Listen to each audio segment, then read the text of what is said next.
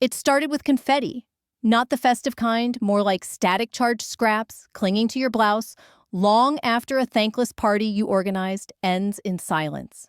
Marla Jennings, 58, had just finished wiring the final floral arch for Pinnacle Data's 20th anniversary gala in Austin, Texas. 21 years? Really, if you counted the time the founder worked from his sister's basement. She was triple-checking the organic, dairy-free, soy-free catering order when something felt off. Her name? Marla. Jennings' office. Administrator, the glue of the entire operation, was missing from the new company-wide invite. At first, she chalked it up to a clerical mistake. Probably Darren. Darren Cook, her 34-year-old boss with his fake humility startup lingo and beard that screamed trust fund. The kind of guy who once asked what a landline was, then smirked like she was speaking Latin. Standing desk, matcha powder. No socks, no clue. Still Marla powered on. No time for petty slights. There were seating charts to finalize, balloon installations to direct name badges to alphabetize. And she loved it, secretly. The order, the systems, the buzz of it all. The office was her domain, from the locked cabinet with spare chargers to the espresso machine no one else could fix. She was the one who pre-ordered wrist supports for the coders before carpal tunnel hit. She restocked oat milk before anyone whined. And yes, she had a copy of the server room key made back when IT couldn't manage password resets, let alone locks. So when her inbox chimed at 4:47 p.m.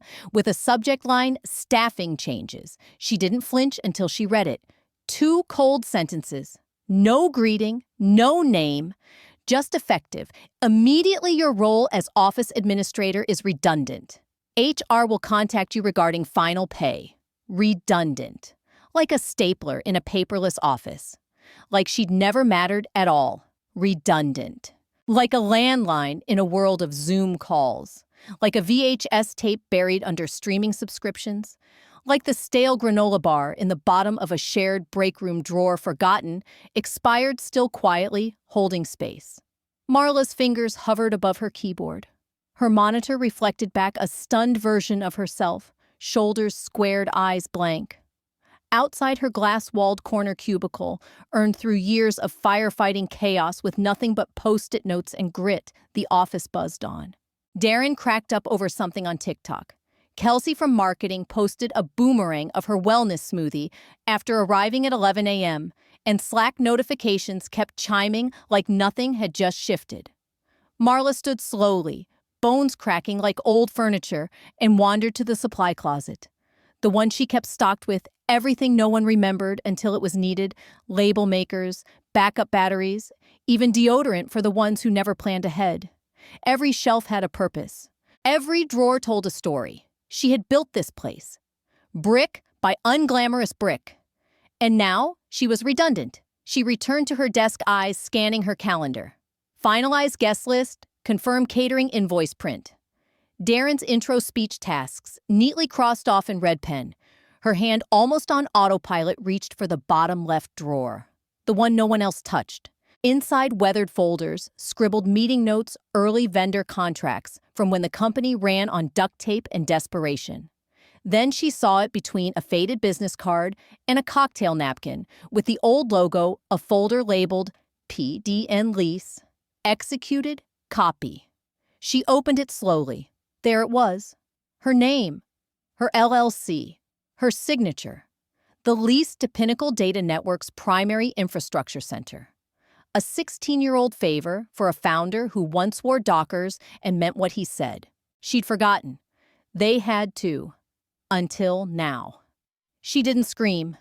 That would have felt too dramatic. Instead, Marla Jennings simply shut down.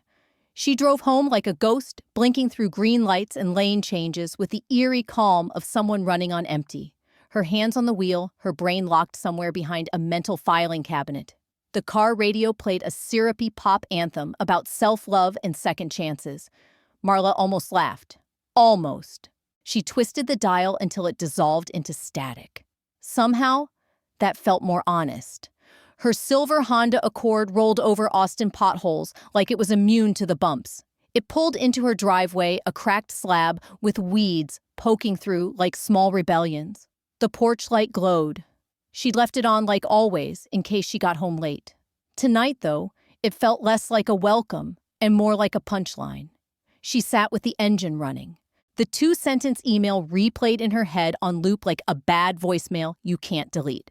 Your role has been deemed redundant. If stories like mine make you sit a little straighter and remember your worth, go ahead and hit that subscribe button because the next chapter's coming, and trust me, you won't want to miss what happens when the underestimated finally take the lead. No goodbye.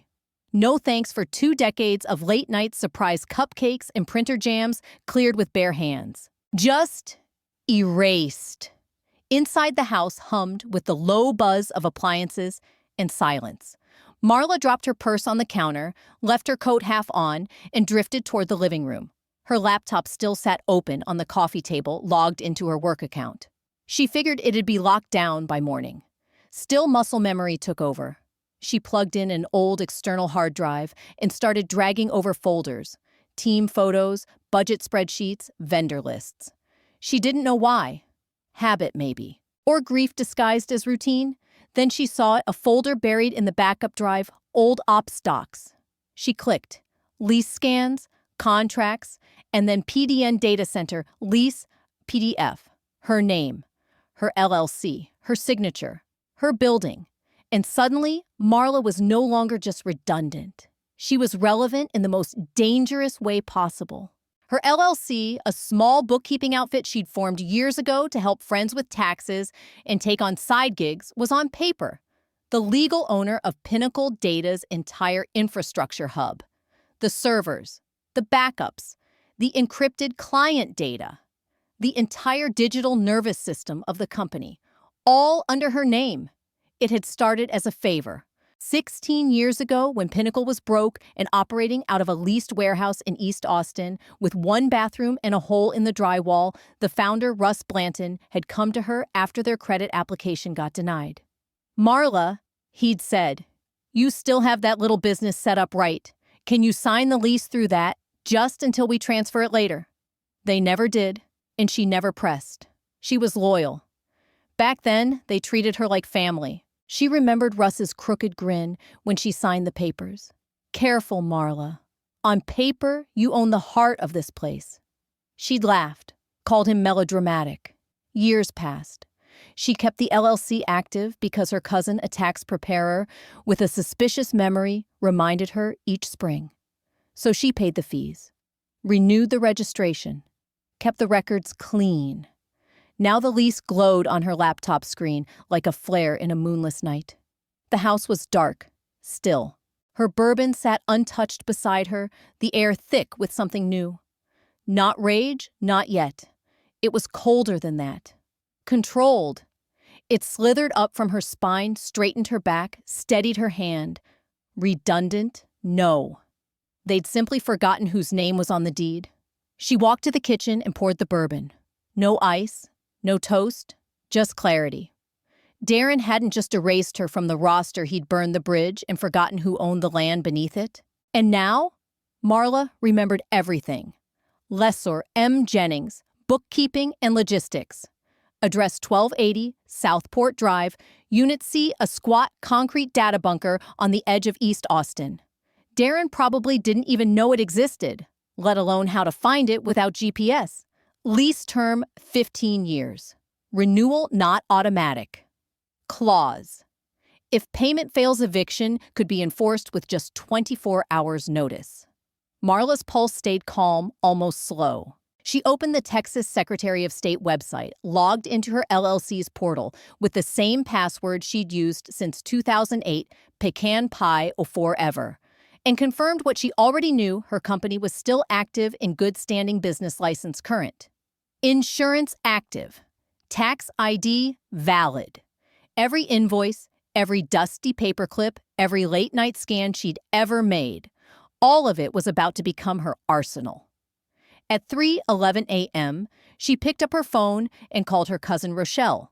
Rochelle was a paralegal with a thing for courtroom drama, a caffeine addiction, and a deep disdain for entitled executives. Is someone dead? Rochelle croaked.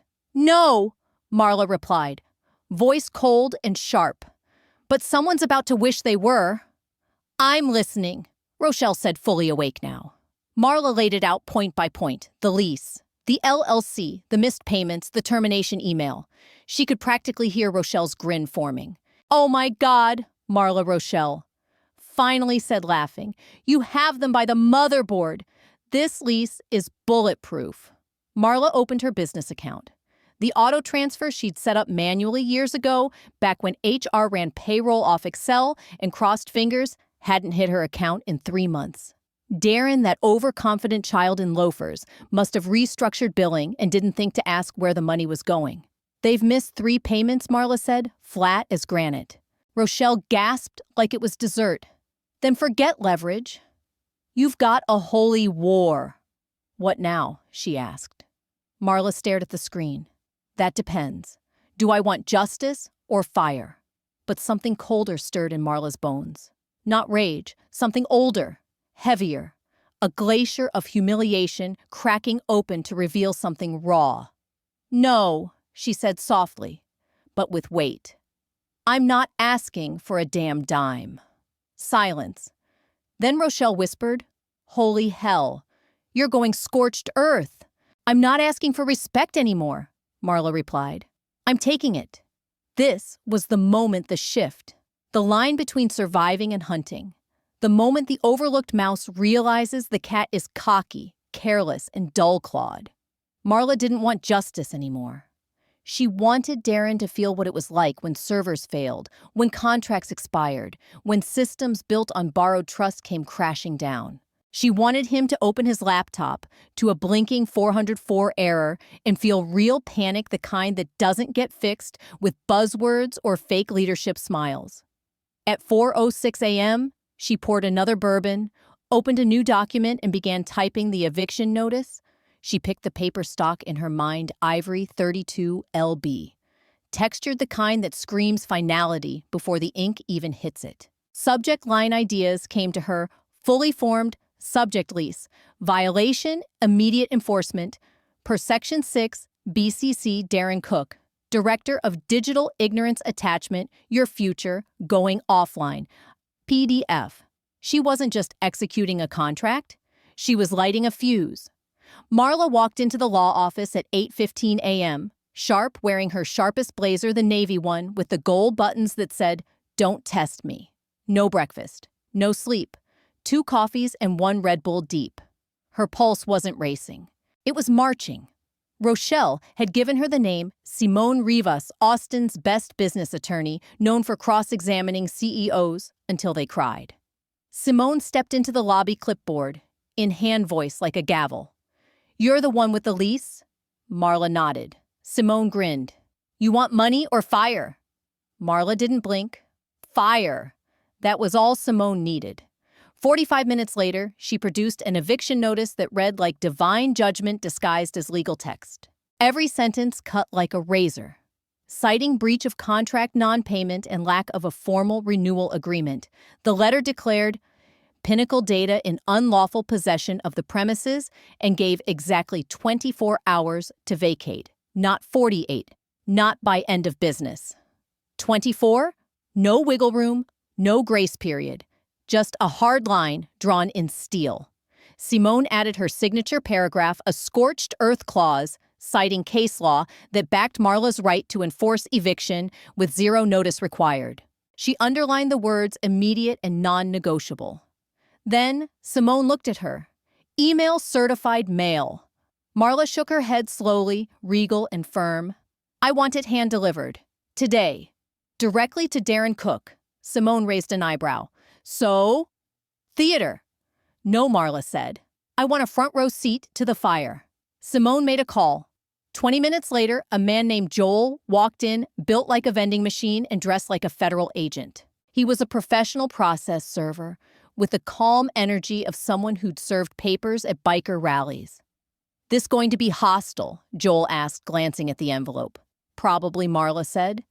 Just be sure to smile. Darren hates condescension. Joel grinned wide and took the folder like it was sacred. I'll get the signature by 11:30. Marla stepped into the spring windblazer, snapping like a flag. Her phone buzzed. A text from Joel. Delivered. Signed at 11:29. Reception tried to stall. He was in a meeting? I waited. He came out. Took the envelope. Didn't say a word. Photo attached. Marla opened the image and laughed. Darren looked like someone had asked him to calculate compound interest with crayons. That envelope, it had already detonated. He'd need at least an hour to process what had landed in his lap like a live grenade, wrapped in embossed legal stationery. Marla pulled out a pen and scribbled it in her planner. 11:29 a.m. D-Day. She underlined it. Twice. That was the moment it all shifted from theory to reality. No more quiet grumbling. No more swallowing bitterness behind tight smiles and HR-approved phrases. This wasn't a misunderstanding. This was a reckoning crafted with contract law, delivered with steel, and signed with her full name. They wanted her gone perfect. Now she was finally free to show them who they had tried to erase. By 12:05 p.m., Marla had cut every corporate tie. She stood in her kitchen sunlight, slashing through the blinds like thick prison bars across the tile. Her work phone sat on the counter screen dark. She picked it up, opened settings, and tapped through to the corporate account section. Her thumb hovered then, with surgical calm, hit sign out of all services, email, chat, calendar, even the micromanagement app Darren had made, mandatory, gone one by one. No drama, no farewell, just precision. Goodbye Outlook. Goodbye Slack. Goodbye productivity metrics. Goodbye nonsense. Her personal phone lit up seconds later. Darren's name glared across the screen, still paired with that ridiculous contact photo, him in a t-shirt that said, "Innovation is my love language." Marla stared at it like it was a mosquito buzzing in her ear. Then she opened his contact, scrolled, and hit block this caller. A soft little click. Done. His voice would never reach her again.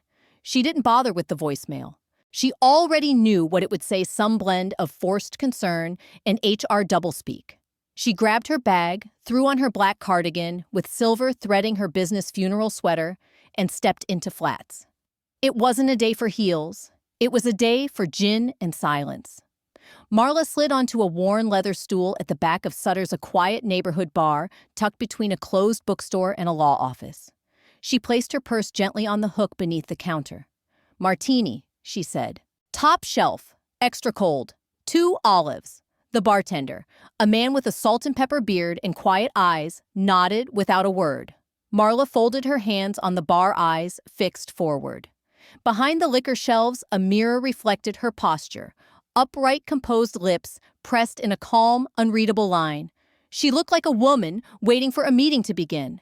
Except this wasn't just a meeting.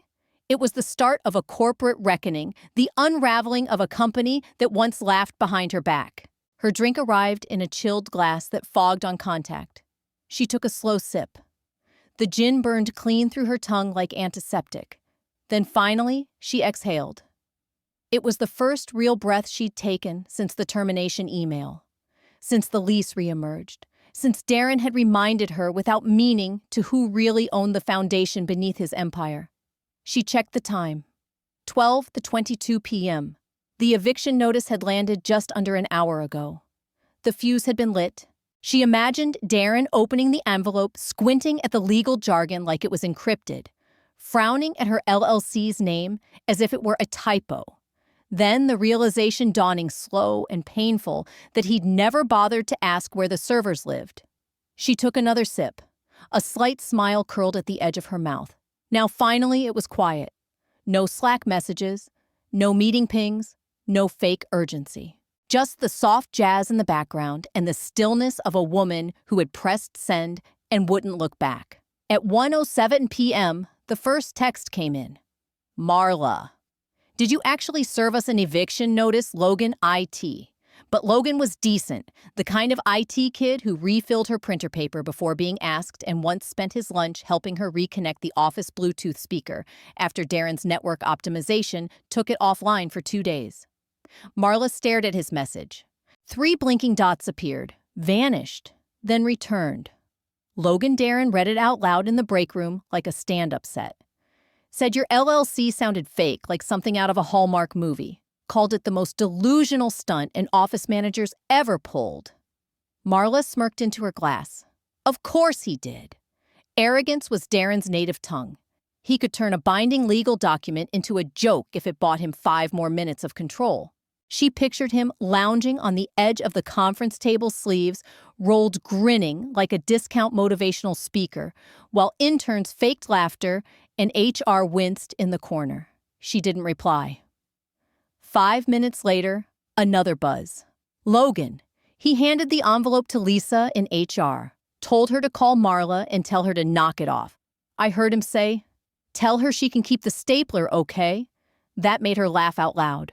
A sharp, low snort that startled the bartender mid-polish. She leaned back in her booth, vinyl creaking beneath her. The room felt warmer now. Not from the heat, just the slow ignition of something long, frozen inside her. That smug dismissal. That assumption she'd fold. That he could bluff his way out of a contract he never bothered to read. It was delicious. She didn't take Lisa's call. Wouldn't even let it ring. She imagined Lisa rehearsing Darren pacing behind her mouthing, say she's being emotional, play the "we're all professionals" card. They still thought she wanted attention. Then came the third text. Logan. Okay, this is getting weird. Legal just showed up. They shut the blinds. Darren's not laughing anymore. Marla. I understand there's been a miscommunication.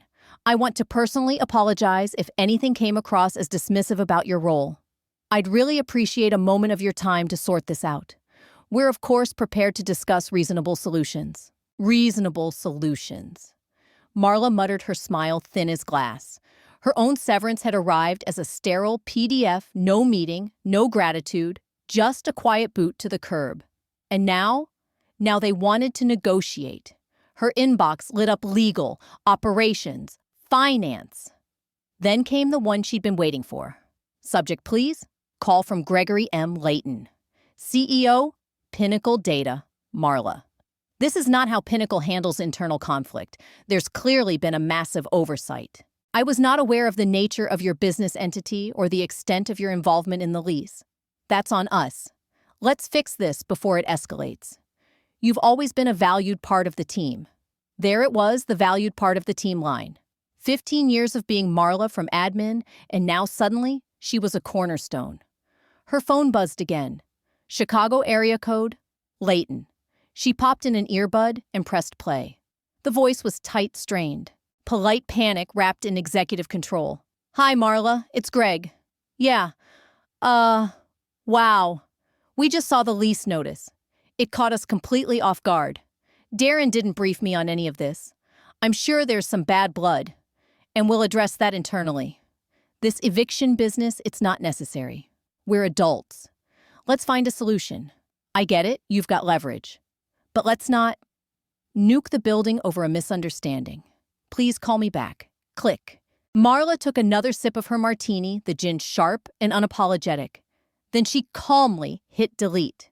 She wasn't nuking anything. She was executing protocol. Their protocol.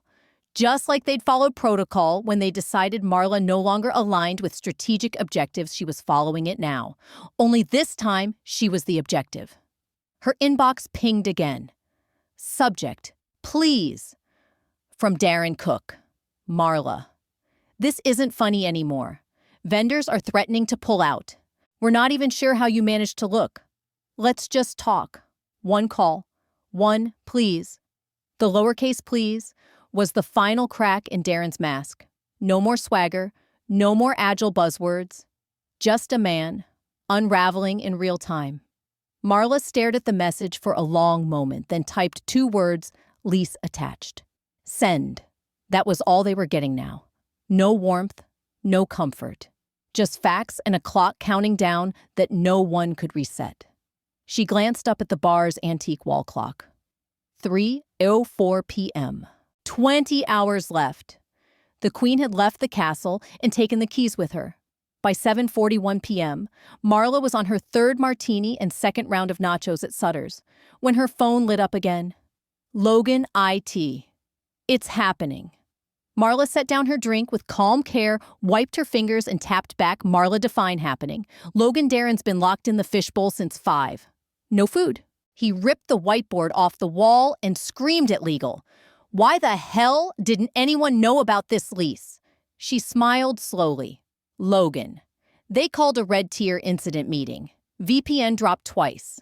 CIO tried pivoting to cloud, but half our infrastructure is still on-prem. In your building. People are crying, Marla.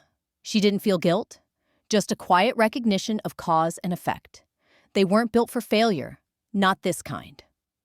Logan. They even tried calling a judge, but the courthouse is closed. Best they can do? File something Monday. Logan CEO says we need 72 hours to migrate. Marla stared out the window. The Austin streets were quiet. Storm clouds forming, but not yet raining. Inside, the bartender switched from jazz to slow blues, something aching about heartbreak and bourbon. Logan, Marla. They don't have an off-site backup. None. The disaster recovery server's still running on that Frankenstein Linux box you patched back in 2013. If we lose rack access, we're toast. Marla's thumb hovered over the keyboard. Her first instinct, then finish those nachos, kid. But she softened it just a bit. Marla, I'm sorry you're in it. You deserved better. That was the sliver. Not for Darren, never for Darren, but for the Logans of the world, the quiet grinders who got skipped over and leaned on. The ones who stayed late, skipped lunch, cleaned up disasters they didn't cause. The ones no one ever thanked. Still, she didn't let it linger. Pity was a luxury. And Marla hadn't tasted luxury in years. She drained her glass, motioned for one more, and turned back to the last message. Logan, they're asking if you'll reconsider terms. That's the phrase they used. Reconsider terms. She didn't reply. She just let the silence settle, like ash. There was no emergency plan, no duplicate lease, no virtual mirror of the systems Darren assumed she'd maintain forever. They'd built everything on a myth that Marla would always be there. They called her redundant, said her role had evolved past necessity. Well, evolution had just hit extinction. At 8:12 p.m., Logan sent one more message. Logan Darren said if this isn't resolved by morning, we lose clients. Big ones. Contracts with guaranteed uptime. He's sweating bullets. We've got no more cards. Marla stared at that line. No more cards. She locked her phone, leaned back in the booth, and closed her eyes. The lights buzzed overhead. In the corner, someone softly hummed Etta James. She had made peace with the fallout. Let them scream. Let them panic. The match was theirs. She'd simply struck it. At exactly 11:28 a.m., Marla Jennings sat alone in a corner booth at Sutter's, watching the second hand on her wristwatch tick like a sniper's breath before a trigger pull. She hadn't ordered anything new that morning. No martini. No food. Just a black coffee, half drunk, cold and bitter. The bar was still. Tuesday, still. That peculiar silence that settles in before a storm rolls in from the hills outside Austin. Her phone sat face up on the polished oak screen, black. But she knew it was coming. Yesterday's eviction notice had been time-stamped and signed at 11:29 a.m., which meant today, at that same minute, the lease was void. Legally, irrevocably, permanently. Pinnacle Data was trespassing on property owned by M. Jennings Bookkeeping and Logistics LLC. Her LLC, her building, her rules. She had hired 2 private security contractors, retired sheriff, ex-military discreet, serious paid in cash. They were stationed at the site by 11:25 a.m. sharp. Not a second late. They weren't there to cause a scene, just to execute a plan. The locksmith booked the night before had been told exactly what to expect. There's a team inside, Marla had said. I want them out. Lock the doors behind them. Every hinge. She glanced down at her phone. Still blank. Still waiting. And then at 11:32 a.m. One word appeared on the screen. Logan IT Dark. Marla stared at it for a long moment, letting the finality hit her in waves, slow, heavy, deliberate. The data center was offline. Everything, servers, logins, backups gone. They'd never migrated. Portals dark, dashboards dead. Darren's whole operation toasted. She pictured the office phones down, emails, bouncing panic, echoing through glass walls. Darren shouting at interns, Lisa, from HR offering reinstatement scripts no one believed, and the CEO finally understanding nothing is redundant if you never learned how it works. She sipped the lukewarm coffee. Flat, functional, like closure. 3 more calls came in. She turned the phone face down. No more calls, no more terms, no more explanations. She wasn't happy. This wasn't joy. Joy was naive. This was surgical, controlled. It was over. And she'd made sure they'd never forget who actually built the foundation. If you've ever poured your soul into a job only to be told you're no longer aligned, then you know exactly how I felt. I didn't ask for applause. I didn't need recognition. But when they pushed me out like I was a broken stapler, after building their foundation brick by brick, I made a decision I wouldn't fight for my seat at their table. I'd take the table, the blueprints, and the building instead. If this story resonated with you, I'd love to hear your thoughts in the comments. Tell me, have you ever been underestimated, dismissed, or told you were too old, too slow, or no longer useful? Let's share those moments, not to dwell in bitterness, but to remind each other of our strength. And if you're still standing in a place that doesn't see your worth, here's my advice: document everything, know your leverage, and never confuse silence with weakness. Respect is not begged for, it's enforced. Tap that subscribe button if you believe that quiet professionals like us have power they never see coming. And stick around, because this won't be the last time someone tries to write off the wrong person.